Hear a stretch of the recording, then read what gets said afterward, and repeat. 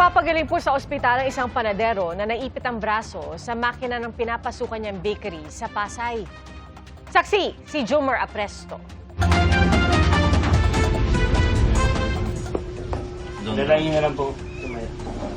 Namimilipit sa sakit at hindi makatingin sa sariling braso ang 21 anyos na lalaking yan sa Pasay City. Naipit kasi ang braso ng panadero sa dough roller machine ng pinapasukang bakery sa Barangay 179 sa Maricaban. Rumesponde ang mga tauhan ng Emergency Medical Services Team ng Bureau of Fire Protection. Deformity po kasi medyo naipit po nga po siya sa roller machine po. Tapos sobrang in pain siya. Yung pain scale po niya is 10/10, saka may yung bleeding din po niya medyo malala. Kaya kailangan namin i-control din po yung bleeding bago po dalhin sa hospital po. Kinailangan para gumamit ng hydraulic cutter habang dahan-dahang inaangat ang kaliwang braso ng panadero.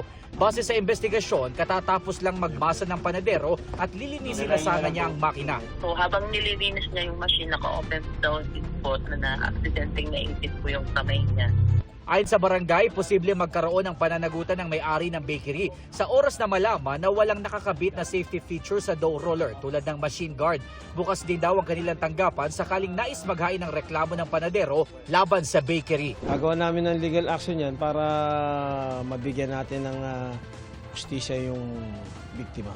Malamang mananagot po yung may-ari niyan. Alam mo po niya yung consequence na matatanggap niya. Kasi pananagutan po niya, responsibilidad ng may-ari yan. Hindi na humarap sa media ang may-ari ng bakery pero sasagutin daw nila ang pagpapagamot sa biktima na nagpapagaling pa rin sa ospital. Pinaalalahanan ng barangay at BFP ang mga negosyante na laging siguruhin ang kaligtasan ng kanilang mga empleyado. Para sa GMA Integrated News, ako si Jomer Apresto, ang inyong saksi. Mga kapuso, maging una sa saksi. Mag-subscribe sa GMA Integrated News sa YouTube para sa iba't ibang balita.